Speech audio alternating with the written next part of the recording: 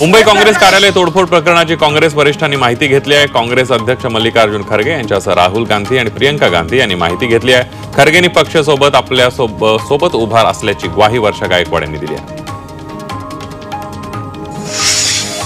Urban नक्षली संघटनांची यादी देण्याची मागणी नाना पटोलेंनी केली आहे। भारत जोडो यात्रेतील नक्षली संघटनांमधील लोकांची यादी द्या अशी मागणी पटोलेंनी फडणवीसांकडे केली आहे। मुख्यमंत्री फडणवीसांनी भारत जोडो यात्रेत नक्षली संघटना असल्याचा आरोप केला होता, त्यानंतर पटोले यांनी ही मागणी केली आहे। सभापतींनी पुन्हा खासदारांना नियमांचं काटेकोर पालन करण्याचं आवाहन केलंय। संसदेच्या कोणत्याही गेटवर आंदोलन करण्यापासून परावृत्त केलं आणि कोणतेही विचलन केल्यास योग्य कारवाई करण्याचा इशारा त्यांनी खासदारांना दिला।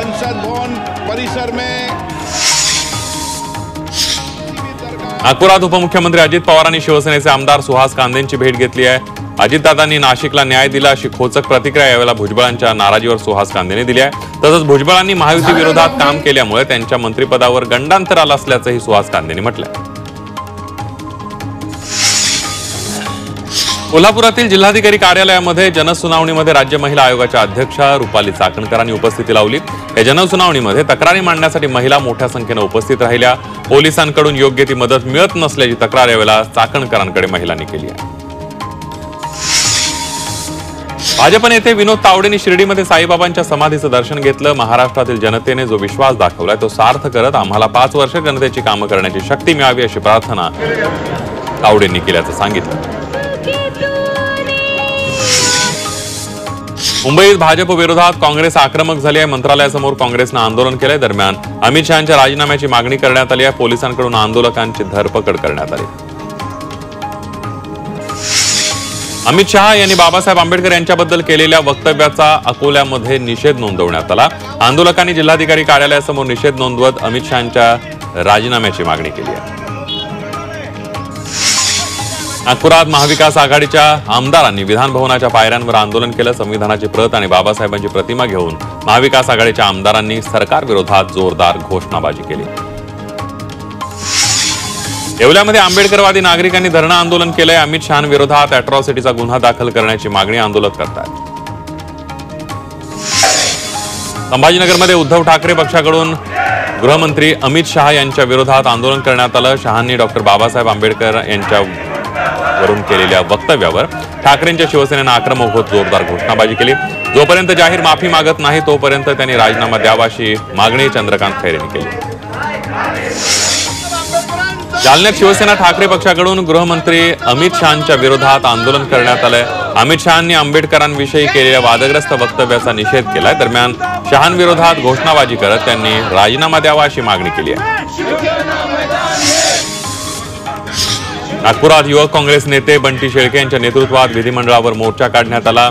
नागपूर महानगरपालिका सफाई कर्मचाऱ्यांचा मुद्दा, वाढतं वीज बिल, दिव्यांग तसंच बेरोजगार तरुणांचा प्रश्न घेऊन हा मोर्चा काढण्यात आला। नागपूरमध्ये आंबेडकरी अनुयायांनी विधान भवनावर मोर्चा काढलाय। परभणीमध्ये हत्याकांड तसंच अमित शहा यांच्या वक्तव्याचा निषेध करत आंदोलन करण्यात आलं। अमित शहा यांनी राजीनामा द्यावा अशी मागणीही यावेळेला करण्यात आली।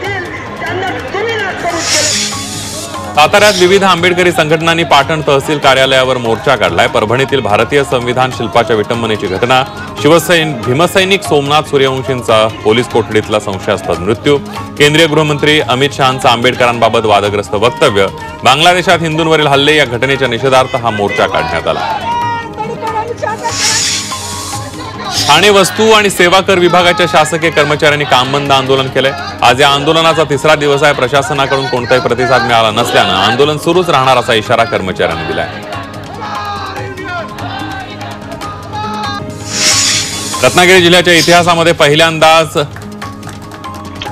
वेरळ शासकीय आदिवासी आश्रमशाळेमध्ये तालुकास्तरीय विज्ञान प्रदर्शन भरलं। इथं 52 वर्षांमध्ये पहिल्यांदाच विज्ञान प्रदर्शन भरलं। या विज्ञान प्रदर्शनाची ग्रंथदिंडी गावात गेली तेव्हा गावकऱ्यांनी दिंडीचं पूजन केलं। या विज्ञान प्रदर्शनात ग्रामीण भागातील विद्यार्थ्यांनी वेगवेगळे 50 मॉडेल्स ठेवले होते। पुण्यातील 1890 पासूनच्या उताराचे डिजिटलायझेशन होणार आहे। त्यामुळे 1890 पासून जन्म मृत्यू नोंदणी दाखल्यांचं 7/12 फेरफार, विविध प्रकारच्या उतारांच्या 3.25 कोटी दस्तऐवजांचं डिजिटलायझेशन होणार आहे। म्हाडाच्या पुणे विभागातील 6000 घरांसाठी 68,000पेक्षा अधिक अर्ज आलेले आहेत। त्यामुळे या योजनेला 31 डिसेंबरपर्यंत मुदतवाढ देण्यात आली आहे. दिवाळी आणि विधानसभा निवडणुकीमुळे मुदतवाढ देण्याची मागणी नागरिकांनी केली आहे. बारामतीत बाह्य वळण मार्गावर वाहतूक कोंडी होत असल्यानं प्रवाशांना प्रचंड मनस्ताप सहन करावा लागतोय. बारामती शहरातील वाहतुकीचा ताण कमी व्हावा या उद्देशानं बाह्य वळण मार्ग काढण्यात आलाय. मात्र या बाह्य वळण मार्गावरील शिवाजी चौक आणि सातव चौक या ठिकाणी वारंवार वाहतूक कोंडी होते. वारंवार होणाऱ्या वाहतूक कोंडीनं वाहन चालक आणि प्रवाशांना मनस्ताप सहन करावा लागतोय. जळगावच्या सुतारवाडी परिसरातील अंगणवाडीमध्ये लहान मुलांच्या पोषण आहारामध्ये अळ्या आढळलेल्या आहेत. त्यामुळे पालकांनी तहसील कार्यालयावर मोर्चा काढलाय. संबंधितांवर कारवाई करण्याची मागणी केली आहे. त्यासाठी सीडीपीओ कडून ठेकेदारावर कारवाई केली जाणार आहे. धुळ्यात शेतकऱ्यांना रात्रीच्या वेळेला वीज पुरवठा होत असल्यामुळे त्यांना विशेष तयारी करून शेतात जावं लागतंय. रात्री वीज पुरवठा योग्य दाबामध्ये राहिला तरच शेतकऱ्यांचं शेतामध्ये पाणी देण्याचं काम काही अंशी मार्गी लागतंय. मात्र रात्र जागूनच काढावी लागते. हातात काठ्या, बॅटरी, पिण्यासाठी लागणारं पाणी अशी तयारी करून शेतकरी शेतामध्ये कडाक्याच्या थंडीत जात आहे. पिंपरी चिंचवडमध्ये पुण्याला जोडण्यासाठी वाकड ते बालेवाडी हा मार्ग तयार करण्यात आलाय.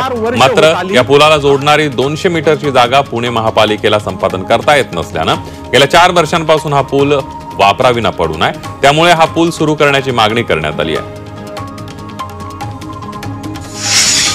मुंबई विमानतळावर सोन्याची तस्करी विरोधात कारवाई करण्यात आली. या कारवाईमध्ये 1.5 कोटी रुपयांचं तस्करीचं सोनं जप्त करण्यात आलंय. तसंच तस्करीचं सोनं जप्त केल्याबद्दल सीमाशुल्क विभागाचं कौतुक केलं जात आहे. नाशिक शहरासह ग्रामीण भागामध्ये सोनसाखळी चोरी करणाऱ्या दोघांना पोलिसांनी अटक केली आहे. सचिन केशव पाटील, अनिल सुभाष चिंतामणी अशी दोघांची नावं आहेत. हे चोरटे एकट्या महिलांना हेरून त्यांच्या अंगावरील दागिने हिसकावून पळून जायचे. पोलिसांनी त्यांच्याकडून 5.5 तोळे सोन्यासह 5.25 लाखांचा मुद्देमाल जप्त केला. गुन्ह्याचा प्रयत्न, जबरी चोरी यासारख्या गंभीर गुन्ह्यामध्ये फरार असलेल्या 2 आरोपींना कोल्हापूर पोलिसांनी अटक केली आहे. विश्वनाथ उर्फ बिल्डर सौदागर कांबळे आणि सद्दाम हुसेन नाजीर देसाई असं अटक केलेल्या अट्टल गुन्हेगारांचं नाव आहे. हे दोन्ही आरोपी शेंडा पार्क परिसरात आल्याची माहिती मिळाल्यावर पोलिसांनी ही कारवाई केली आहे. हिंगोली जिल्ह्यातील औंढा नागनाथ पंचायत समिती कार्यालयामध्ये लाचलुचपत प्रतिबंधक विभागानं कारवाई केली आहे. डेटा एंट्री ऑपरेटरला 2,000ची लाच घेताना पथकानं रंगेहात पकडलंय. शबरी घरकुल आवास योजनेचे पैसे बँक खात्यात जमा करण्यासाठी कर्मचाऱ्याने ही लाच मागितली होती.